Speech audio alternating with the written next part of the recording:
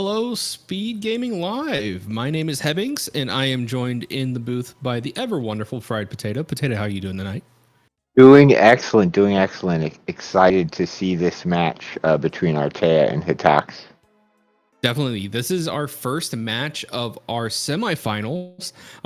The two brackets that we have left is going to be Hataks versus Artea, and the other bracket will be Farfalu versus Ipst. All four runners known powerhouses in the community for just being able to put out incredible time.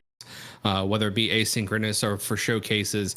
So you're definitely in for a show tonight, chat. 100%. This is going to be an interesting one to watch, and I wouldn't be surprised if both of our qualifiers, both of our semifinals, went to 3 rounds, just because of how close the skill gap is between the runners.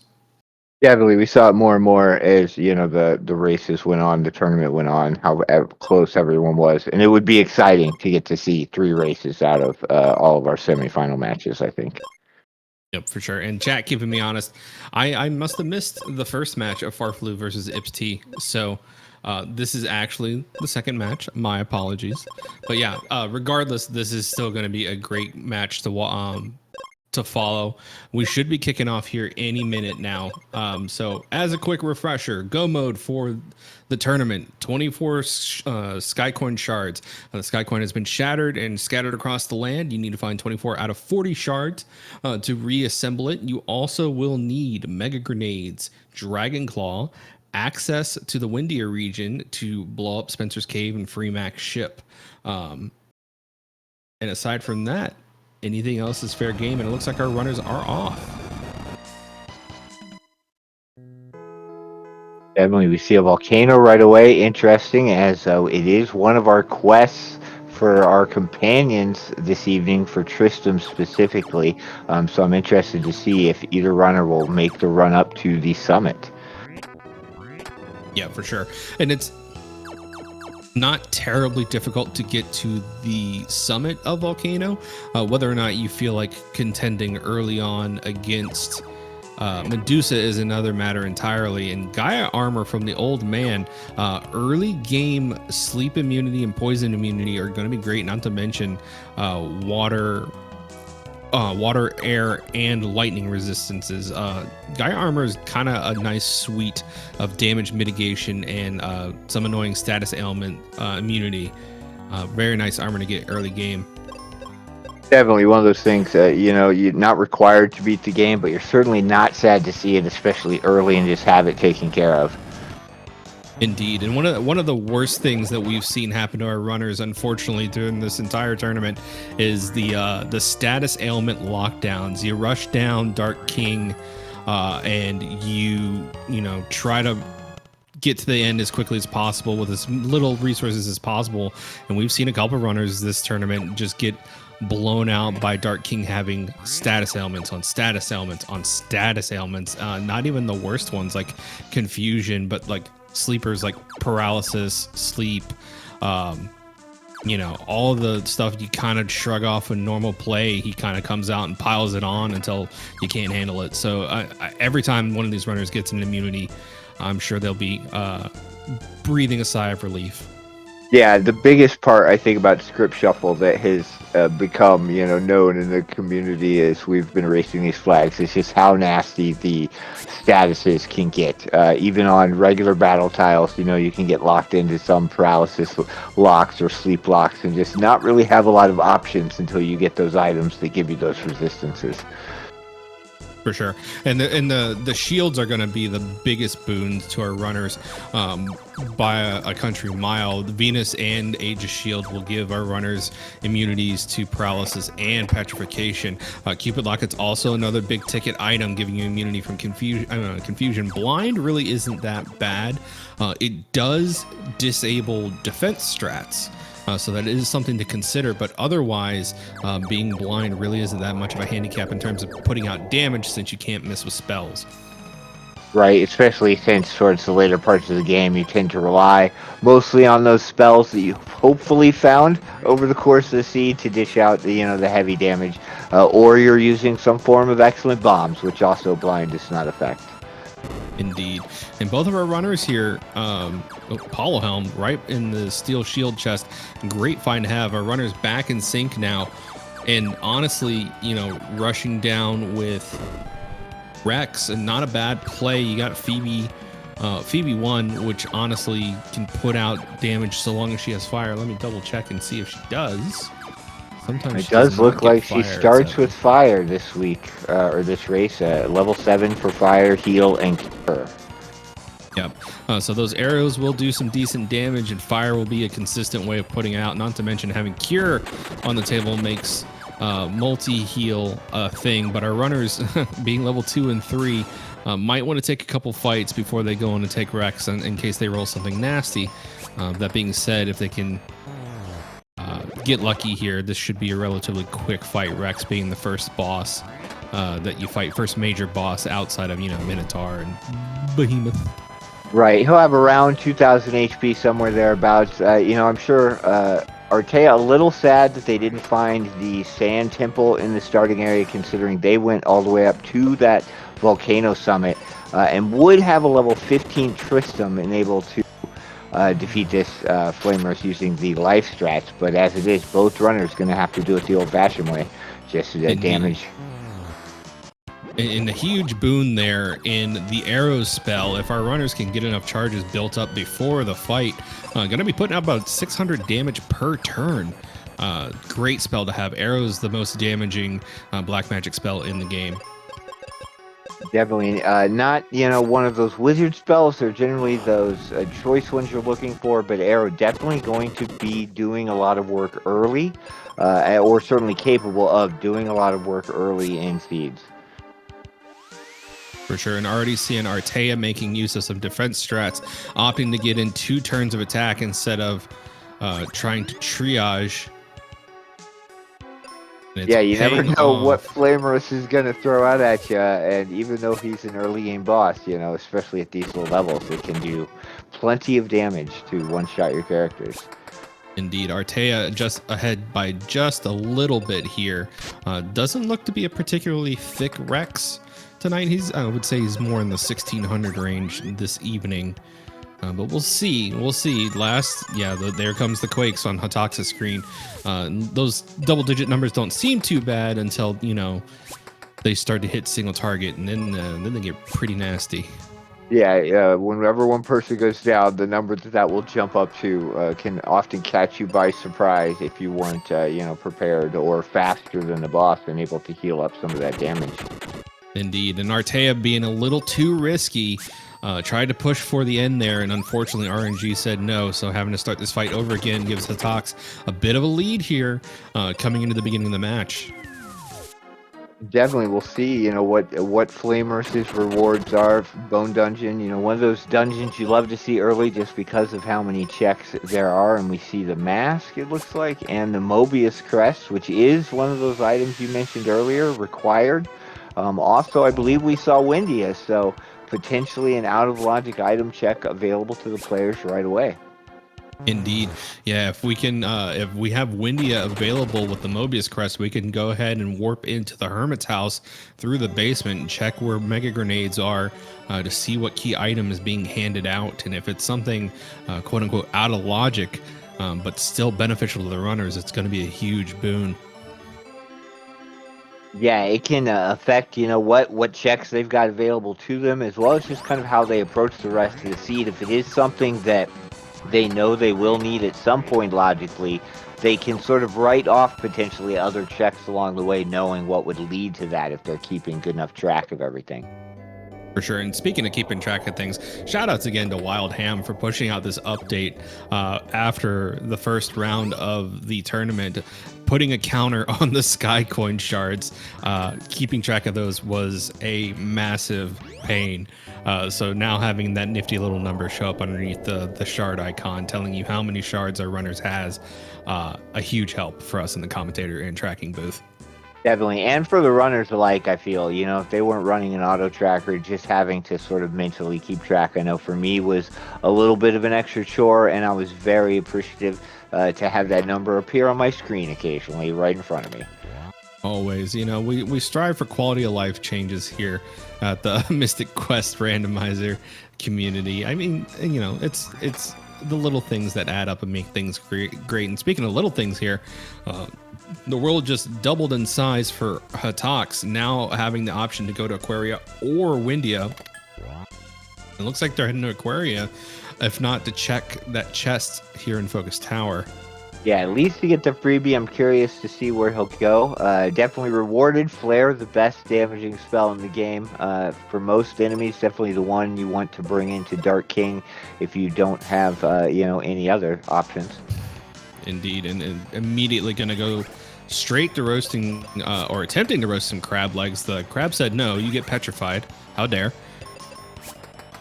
Yep, that script shuffle coming into play early. Enemies rolling.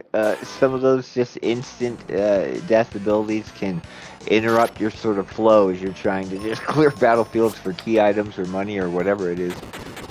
Indeed, and I think, if I'm not mistaken, I saw that this was a money battleground. Yep. Yeah, 2-2, I approve.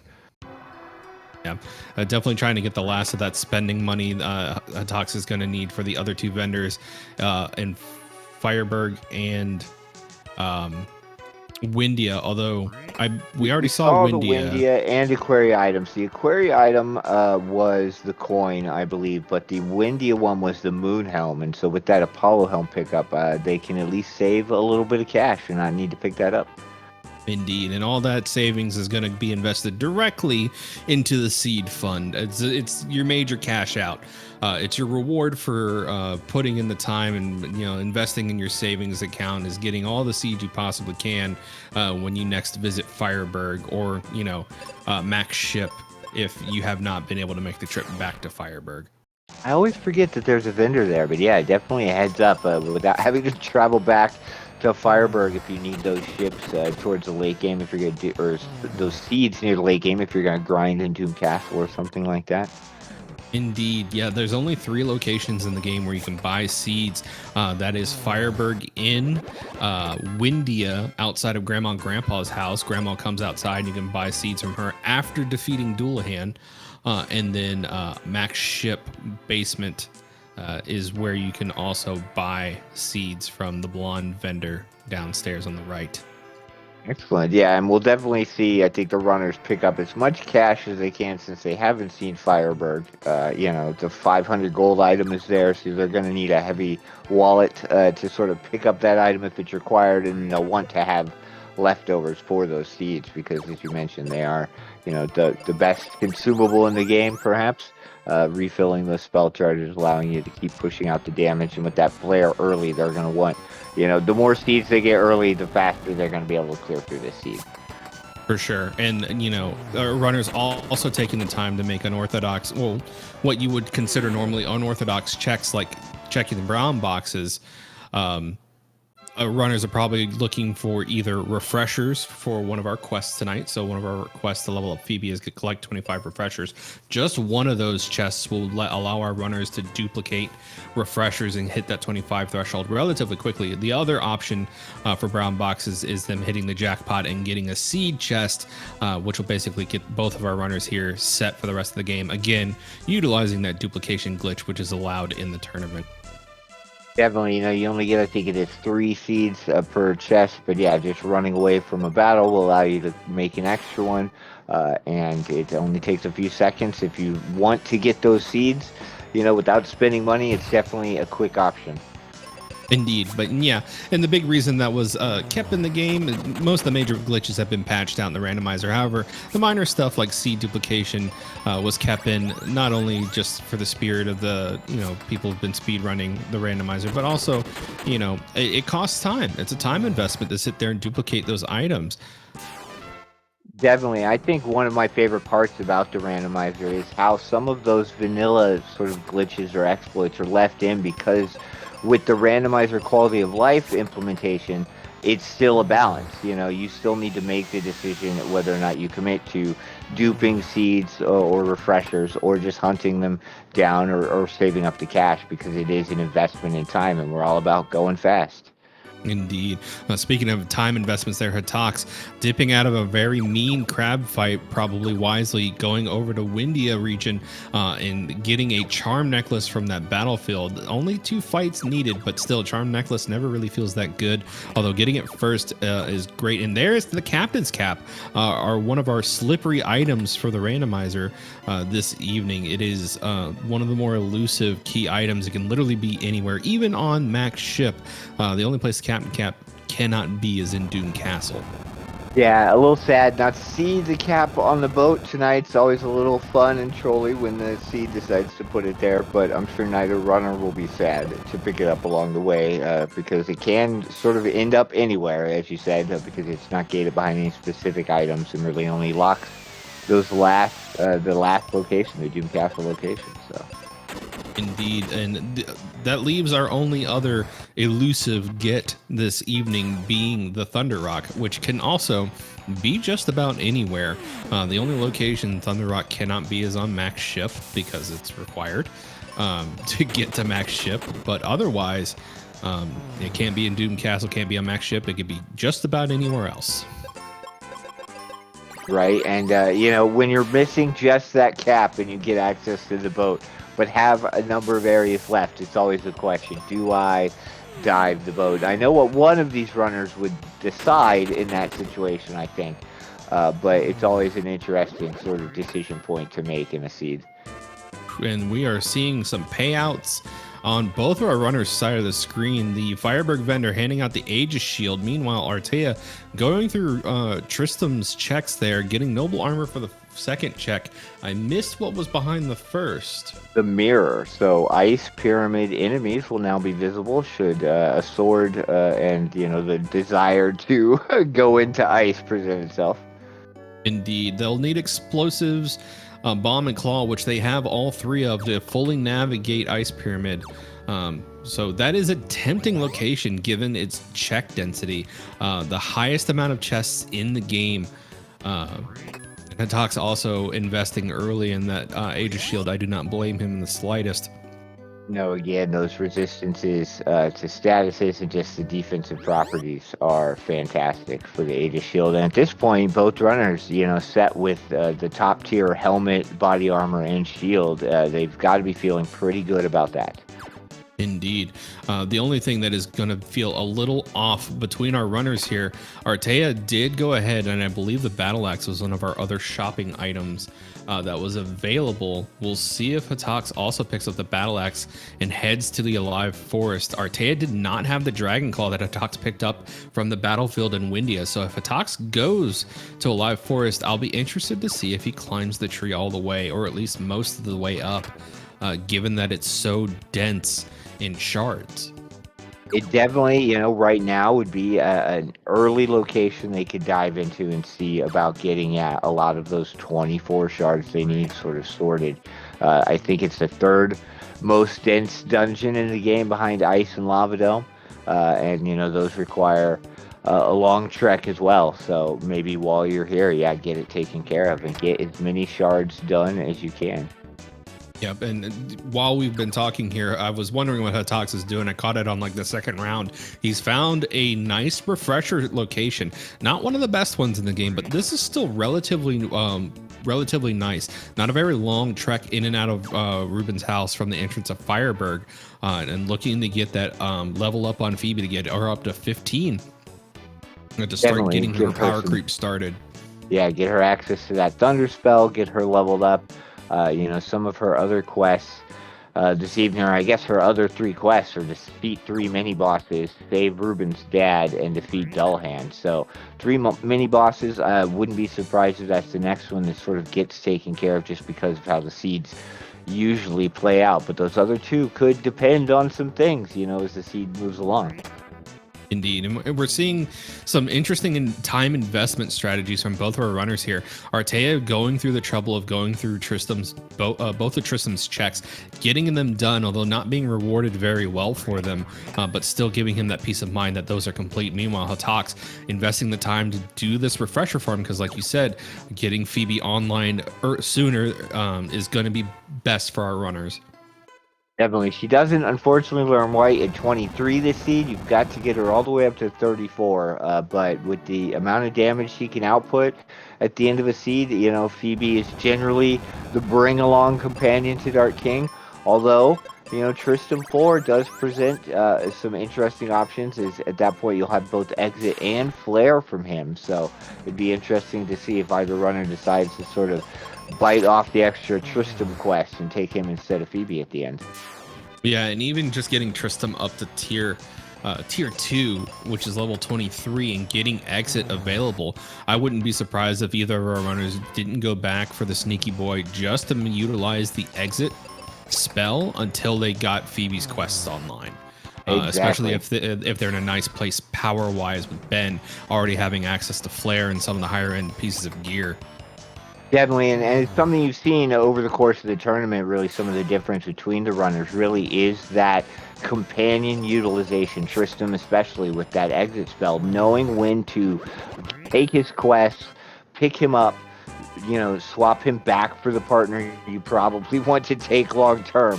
All of that can really, add or subtract minutes from your overall race and be a big deciding factor.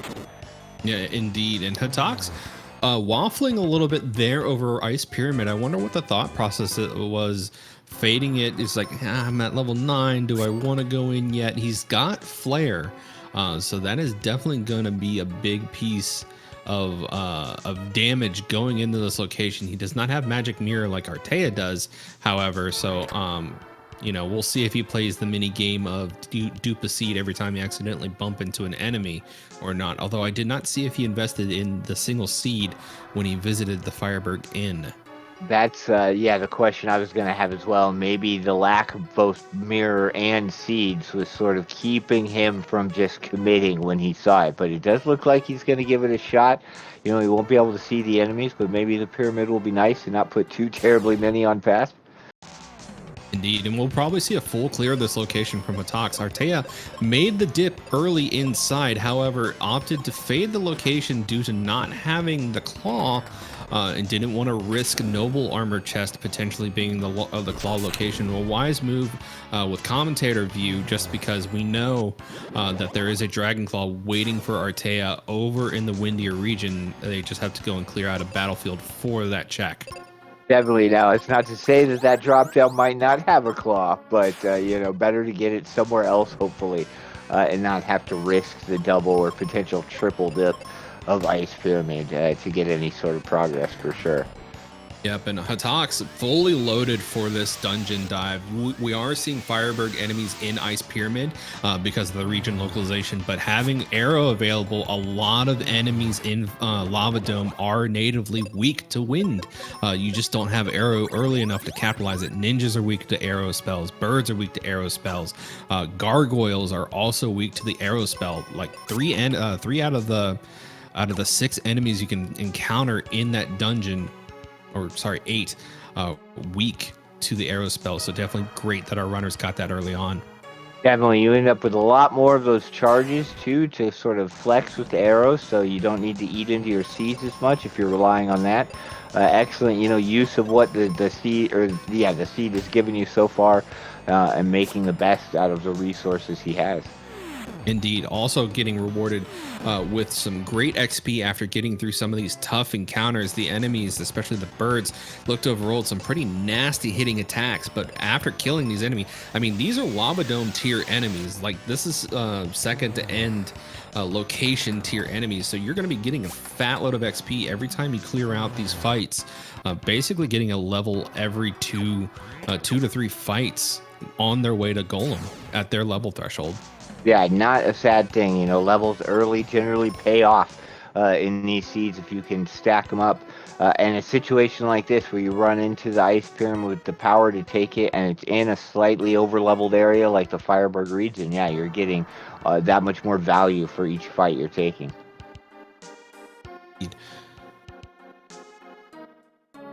Our runners, Hataks coming up on the dreaded bridge. For anybody new to watching Mystic Quest races, you'll notice that there's a little bit of trepidation from even our most seasoned runners of the randomizer on this bridge, and that's because there's a speed hack applied to the randomizer.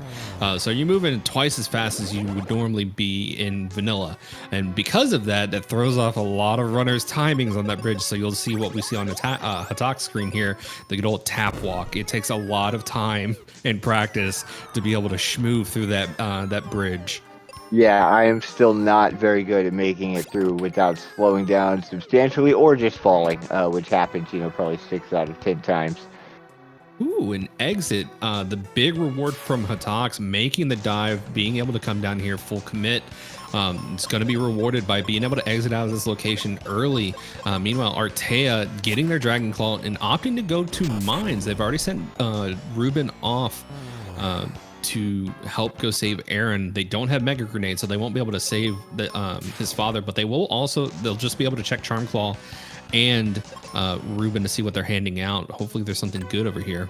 Definitely, Ruben likes to hold on to those Mega Grenades. I've seen in plenty of practice seeds. This does also, move them one mini boss up the list for getting Phoebe another level, and because it Save Arian is another quest later on, sort of is a double in that regard. They'll need to come back with the Mega Grenades to complete that Phoebe quest, but this is progress in 2 of her quests, really, so not a bad play. Even if it's not going to be the most value necessarily with other things out there. Indeed. And yeah, as chat mentions, there's a couple of key jump strategy points that you can use throughout some of these wonky bridges, like we saw Hataks do on the way up to Golem. I think everybody's adopted the move up 1 tile and hold down the jump button strat for this bridge in particular. And I think everybody's been peeking on each other's movement on the bridge on the floor down to see how best they can jump across and get to these other chests if they turn out to be shard chests here. A Giant's Axe is the reward, so that is the axe that Hataks needs to do the rest of their tree checks if they so desire to take those on. Yeah, won't have to return to buy the one that Artea picked up earlier. And he's going to leave, the Ice Pyramid at level 12. Substantially higher level than Artea is right now. Having 3 of those flare charges, not a bad thing when you're looking to take on some more content. Indeed, and also having Cupid Locket available is going to be huge. Ruben handing out the Wake Water to Artea, so now upper region of Aquaria will be thawed out once Artea makes their way back to the Aquaria town. Meanwhile, Hataks also managed to scoop up a Cupid Locket from that Noble Armor chest. He's fully kitted now defensively. He has every immunity that you could possibly want from Ben.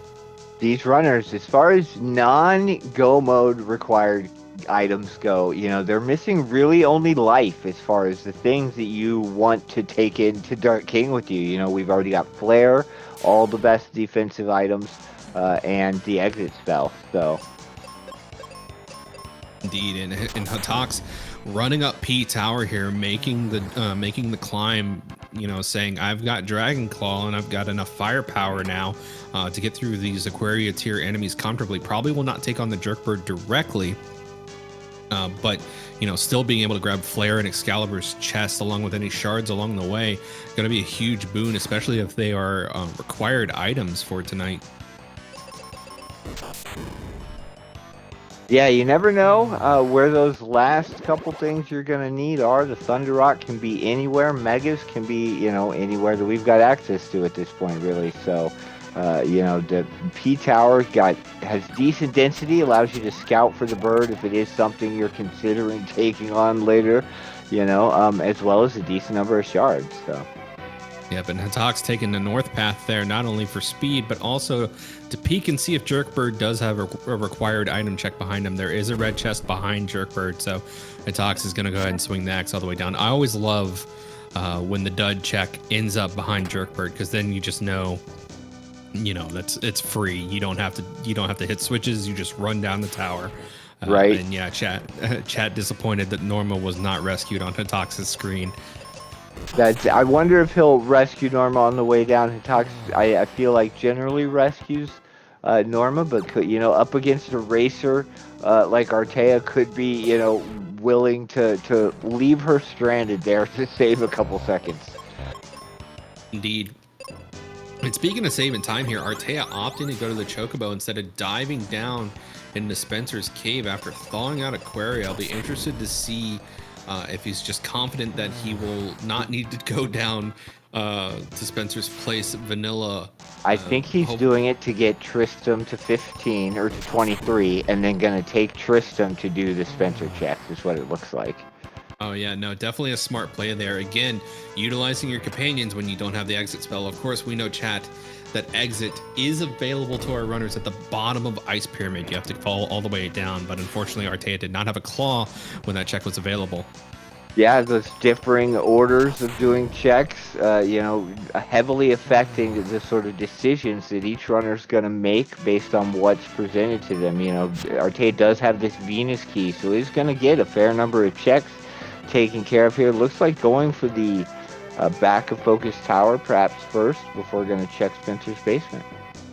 Yeah, indeed. But also noticing over here in our lovely tracker for tonight, 10 pointed out Artea faded the Charm Claw chest from what we saw. I don't know if we're just misseeing that, chat. Keep us honest here. But if that's a fade for something important, definitely going to come back and make him feel bad about fading that later. Yeah, you never know when those things you fade, cough, cough, Noble Armor chest, might come back to affect your run.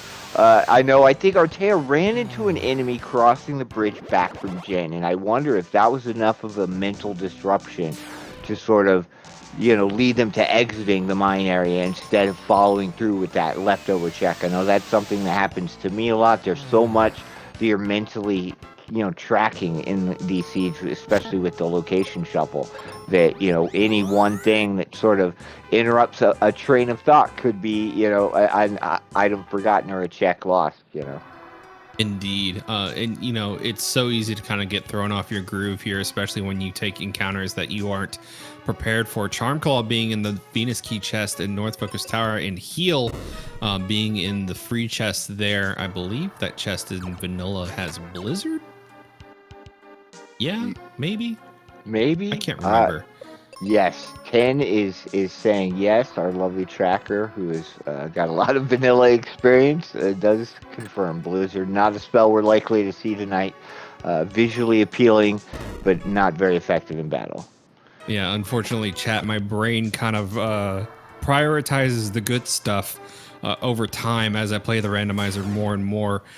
So Quake, unfortunately, I remember it because it's a trash heap and it's right before Rex, but Blizzard and Fire escape me sometimes on where they're vanilla located. Yeah, I can't rushing remember to where make most calamari. of the stuff is. Yeah, squid check. It comes with time. Oh yeah, I'm sure. There's so much that, you know, even for a simple Final Fantasy game, Mystic Quest has a lot of depth to it. And chat pointing out that the Venus Key chest rewards you in vanilla with Venus Shield. Thank you very much, chat. Keeping me honest, filling in the gaps in the knowledge here. Meanwhile, blinking, you miss it. The Squidite's going down a couple flares and he's out. Hey, speaking of Venus Shield.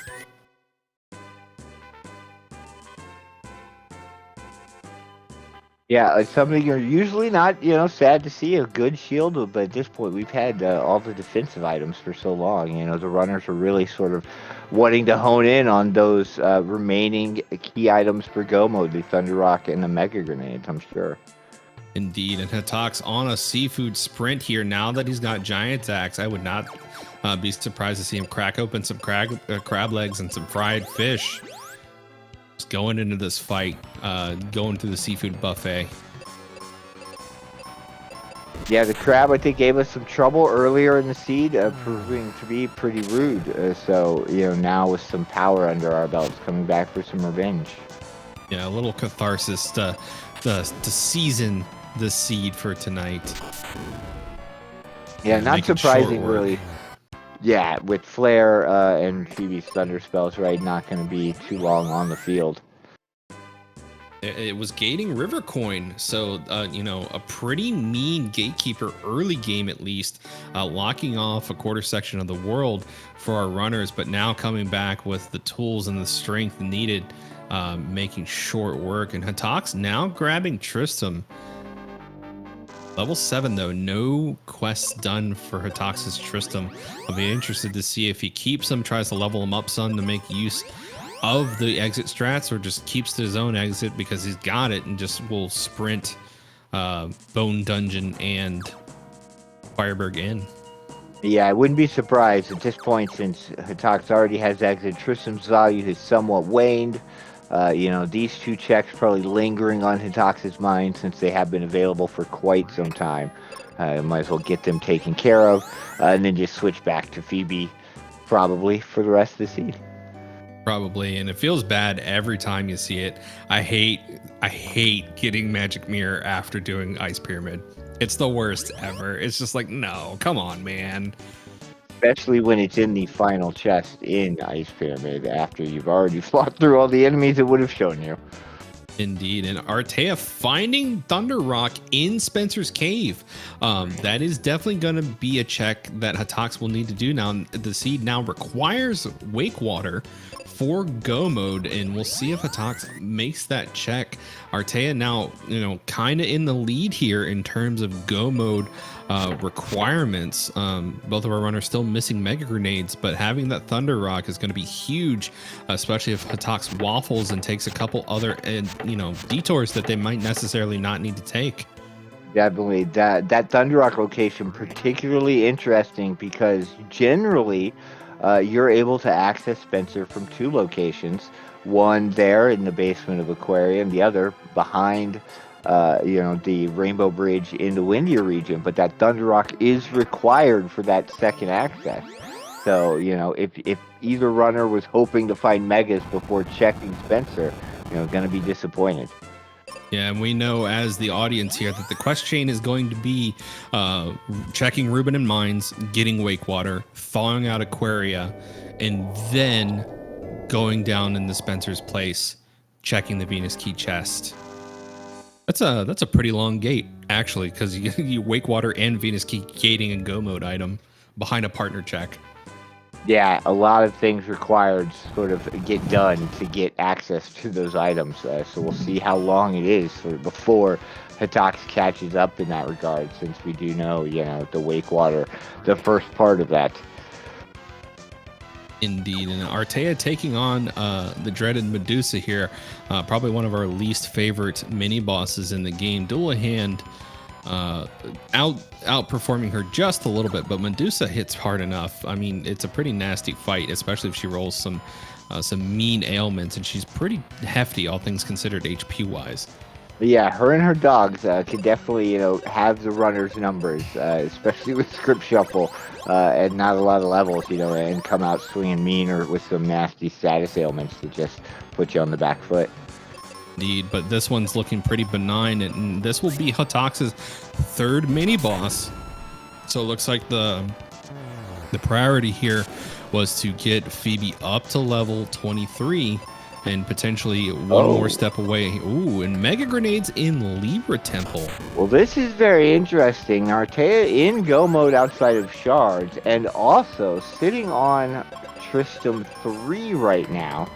Just a Jerkbird kill away from, you know, having Flare on Tristram if they wanted to decide to go that route. Although I'm not sure the time investment will be something Artea decides to do. Indeed, and level 12, a little low for general safety. I mean, the earliest I think I've seen a runner take on King is like 14 reliably, and even then that's a little sketch. So yeah. It's Hataks. Oh, never mind. Doubling back. I was about to say, if Hataks fades the Libra Temple for a while, this could be rough. But no, going in. So Hataks now has megas, but we know that Ruben is required for that Thunder Rock, and I'm interested to see that Hataks might be a little overloaded, have a little bit too many options to go through, and might not go and check Ruben until much later. I think with the Phoebe quest being behind Ruben's dad and those megas, hopefully that will push Hataks over there right now to get what we know will be, required items as well as that BB quest taken care of. And it looks like you are correct. A good call on that one. Artea doubling back after completing the quest and checking that Charm Claw is rewarded with Mega Grenades. And it looks like Hataks is setting up to do Gin Skip here. Gin Skip, excellent. It's so interesting in these seeds what the runners, decide to do when they're presented with options like this. There is a mini boss quest for Phoebe, but only 3. So Gen definitely not required in that sense. And, avoiding a potentially spicy Gen fight by doing this, doesn't have to deal with any of the combat, save all the seeds and everything else that's involved. Indeed. But again, just like with duping seeds, there is a time investment with executing this glitch. Like our lovely tracker has pointed out, 7.5 seconds per Mega Grenade throw. So sitting there having to invest about a couple minutes or a minute or so chucking those grenades to empty them out to 0. You have to weigh your options on whether or not it's faster to just nuke Jin at your power level there. Definitely, right? Especially with the script shuffle, you never know what he and his companions will have. They could be completely benign abilities, and it was, just going to be a fight that took a couple rounds. Or he could come out swinging with, some massive damage and, make it be a chore to get through. So always interesting to sort of see what the runners choose to do there. Indeed. And correcting a little bit of a misspeak on my end, not 7.5 seconds per bomb, it's 7.5 seconds per 10 bombs. So really dumping about 15 seconds there to get rid of their entire bomb stash. Now, the other side of this glitch is now you save time. Like now you're saving time whenever you have to clear out boulders. Because now you just skip the animation. Save. Yeah, it's a fantastic little bit of tech. If you don't need them in battle, which at this point with Flare and Seeds and a leveled up Phoebe, we're not looking at probably needing to throw Mega Grenades at anybody. So the only situation they come into play is, clearing these overworld and map tile boulders. Looks like, both runners spent some time in Lava Dome. I think Artea was maybe looking for life while they were there, as well as a couple shards before coming back after flipping the Rainbow Road on. Indeed, and Hataks probably doing the same thing. Gonna go ahead and hit the Moon Helmet chest, check that really quick, and also I'll be interested to see if he grabs the switch just in case he needs to come back and get Hydra, because as we know, the Thunder Rock is behind that Rubik quest chain with Wakewater, but he doesn't know that. Right. He may, decide to push that button just to err on the side of safety and hope to never come back, but have it flipped in case it's something, another time-consuming decision, really, but it can save you time depending on how the seed plays out. Yep, and the chat asking for a fragment count here. Thankfully, Artea is on screen right now, sitting at 14 shards. Hataks, I believe, last I spied was in their 20s. Or 20. at 20 exactly. So Hataks much better off in terms of shard count, only needing 24 tonight. So 4 more. Pyramid dive early from Hataks, giving them access to a lot of shards that Artea has not really ventured across. It looks like Artea is just going to do what Artea loves to do, the boat, figure out how many shards they actually need to get before, being able to go into Doom Castle, and then they'll make a decision based on that, where they're going to go to get them. Yep, meanwhile, Hataks checking Aaron to see what's being handed out. White, a very nice backup spell for any enemy that is resistant to fire damage. Hataks running back to the beginning here using Exit on the Overworld. I'll be interested to see what the next play is. Looks like Spencer's Cave. Easy play here since it's right here at the beginning, and the dive will be pretty nice to make. But Artea now handing hat. Because we know this is going to give Hataks that Thunder Rock that he needs for go mode, and he will be up a few shards on Artea, just down, sort of launching the boat and doing the Rainbow Bridge section. Yep, so I'll be interested to see, chat, if you're keeping track, how many shards were on Mac's ship. Artea went in, what, 14, and now they're up to 16, so there's 2 so far that I've seen. There's 3. If there's 4 shards on this ship, our Hataks could just rush ship. That would definitely be an interesting play. 4 is a lot more than I know I'm personally comfortable with going up to the boat, you know, but there are a number of boxes up here. Oh my goodness. There are 4 shards on the ship. Never forget bow, chat. Never, ever. The bow is what will win you the game. I guarantee it. Check that bow. That is a very, you know, in my opinion, heavy shard boat. Obviously, there's a few brown chests still on there that could have been shards, but, you know, you love to see it if you make the play to go to the boat needing that many, and that's really kind of the question. And I think why Artea does decide to do it earlier sometimes is you're not posed with that choice of, do I cut getting shards here early and just go to the boat? You know, they've already done the boat. They know exactly how many they need now while they hunt around for wherever they decide they're going to get them.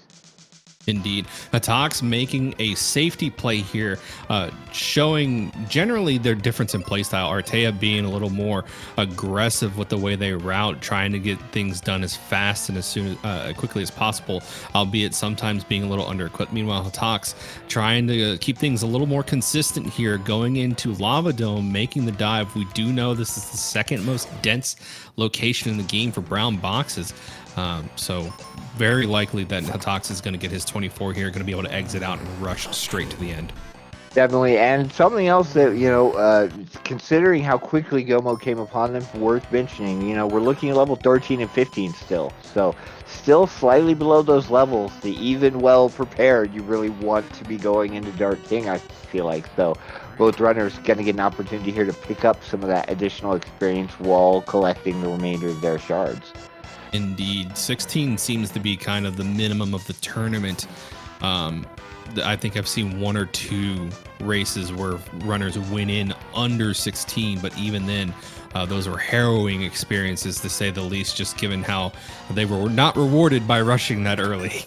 Right, Dark King, you know, even if he isn't particularly mean, you know, level 16 is not a lot of health on that Benjamin there, so any number of abilities run the risk of one-shotting him or just putting you on the sort of every other turn healing thing that just slows down how quickly you're able to take down that Dark King. Indeed. And speaking of taking down the King, Hataks is now in full go mode, running straight to the boat. We'll be able to fade the bow, unfortunately, pour one out. But taking some fights on the way here, trying to get up to level 16, at least, more than likely, before taking on the final fight. Definitely. With that, you know, the last spell charge you get at 16 and the little bit of HP, you know, if you're going in under leveled, you want to at least have to seed turn as seldomly as you can based on that. So I would not be surprised to see him just gun it as soon as he hits 16, rather than try to finish up and get to, say, 20, where the next spell charge would show up. Indeed. And Artea probably feeling that frustration from getting that exit at the bottom of Pyramid, having to double dive this location, unfortunately. But you know, making smart use of that Tristram in the mid game for him will come out, and you know, I think it comes out in the wash. I think he made a smart decision, you know, utilizing Tristram the way he did. Definitely, you never know, sort of going into a seed, what's going to happen and what the right decision is. A lot of times there isn't one that's wrong. It just is a matter of, you know, player preference, and will sort of lead you around. And we see, you know, making some decisions perhaps based on having that Tristram that Hataks didn't, and just sort of Hataks leading on shard count and then kind of getting that go mode second, but already having the lead on shards, is already on his way to Doom Castle. Indeed, and Artea going to one of the surprisingly second highest density location for shards, or the highest density that we've had in the tournament. I think what the average is in here is 6 so far. The tree, I think so. I can't remember what, I know F. Coughlin put up that wonderful sheet earlier with the sort of expected shard count from each location. Yeah, and it kind of blew my mind that Tree came up like top 1 or 2 locations for the tournament. Generally not being a well-liked location, but you think about the layout and the locations of these brown boxes, not hard to see why you would get so many shards in here, given that there's only one red chest in here. Meanwhile, Hataks ascending the staircase to get ready to fight Dark King here. If all goes well, this could be the match. But if we have a mean king, I mean, he's at 17. That's a nice level to be at. It's not perfectly safe, but 17 is a decent threshold to go in at. But if king is a heavy hitter tonight, we could be seeing a tie ball game as Artea catches up and gets in the go mode. Right, you never know what Dark King's going to throw out. The great equalizer of many of race so far this tournament, and starting off mean with a Petrify on Phoebe and no life. Definitely some heal pots picked up, but that no life on Benjamin might be a little scary right now. That's a 1-turn kill. That was a rough start. So we'll see if the second attempt. Thankfully, it happened right at the start of the fight. So, being able to if you're gonna restart this wipe quickly. Early. Yeah, wipe early, get it done with, and more stone again. and more. Whew. 2 in a row, at least again, quick. You know what he's got in phase 1. Maybe some defense strats will come out since Benjamin, I don't believe, can be petrified. And Phoebe does have the ability to heal him back up. Should she go first? But Dark King proving also speedy so far. Indeed, phase 1. Low-key a heavy hitter. For some reason with the shuffle, the first phase tends to get like general early game enemy attacks. Unfortunately, those attacks scale off HP. So something benign like a branch slap from a treant, when put in the hands of phase 1 Dark King, can hit you for upwards of like 1500s. Yeah, Madam Mr. President strats might be required here, at least to get out of phase 1. Hopefully phase 2 is a little more kind, but again, the king, all hail the great equalizer. Yeah, coming out in force tonight. Right, showing the runners who the real final boss of the Seeds is. We've had jokes that both Pazuzu and Hydra have had their place in the tournament so far, but Dark King really is the great equalizer. Indeed, and now finally getting out of that atrocious phase 1. But for every atrocious phase 1, there's also a really, really, really mean phase 2. So we'll see how the rest of the phases of Dark King line up here. Not as bad so far. You never know if it's going to get worse or better. Fingers crossed. In certain situations, it can only get a little better, but lots of abilities can come out of the pool and lots of damage. Indeed, Ben already down here in this phase 2. Meanwhile, Artea was struggling there a bit to get the last couple shards he needed, but now also in Doom Castle, grinding up a few levels here at the entrance, having a relatively good behemoth fight spawn with a ninja. Some great XP here, looking to get to level 16 probably before diving this fight, although as we know, that first phase is going to be the hurdle to overcome so far. Yeah. Levels aren't going to do you much good in phase 1, really. You're not looking to survive those hits, and even some of these phase 2 hits, an extra level or 2, not going to change a lot. Yeah, just remember, chat, every base attack from like jobber enemies has a chance to crit, especially like, branch or punch or whatever. And when they crit on Dark King, they crit to win. Doing more damage than Ben will ever probably have HP in one of these seeds on a crit. We've seen several times already out of this Dark King. Although pushing now to phase 3, maybe Dark King will lighten up a little, give Hataks some breathing room. Station AI being the true form of Dark King tonight. We'll see what the AI has in plan for us. If it's anything like ChatGPT, we might be in some good luck here. But starting off with Quake Axe, not a great move to see. It does a decent amount of damage AoE targeting. Thankfully, it does not double up on single target. So while Ben is going to go down here, if Quake Axe comes out again, just a regular Quake this time. Man, just, yeah, rocking the floor, trying to take down Benjamin, definitely stalling out Hataks' offense for the time being as he sort of reassesses sort of how he's going to approach this phase. Yep, and it looks like there's a quick flicker there from a status ailment that I've seen hit Phoebe and Ben. However, it looks to be something that both of them can ignore because of immunities. I'll be interested to see if it was sleep or if it was paralysis. Yeah, the runner's too fast to catch that. I did see there was a blind right there that missed. Not that that would have affected a ton in this damage fight. Oh yeah, no, for sure. The only thing, again, that blind really messes up in late game is defense strats. If your character is blind, they cannot properly block for their partner. So if Phoebe is blind, she cannot block for Ben, kind of ruining those strats until she's fixed up. Yeah, and with the way we've seen some of these runners be forced to sort of approach the Dark King fights, you never know when that's going to sort of rear its head and be something you have to heal because it's messing up your defense strats.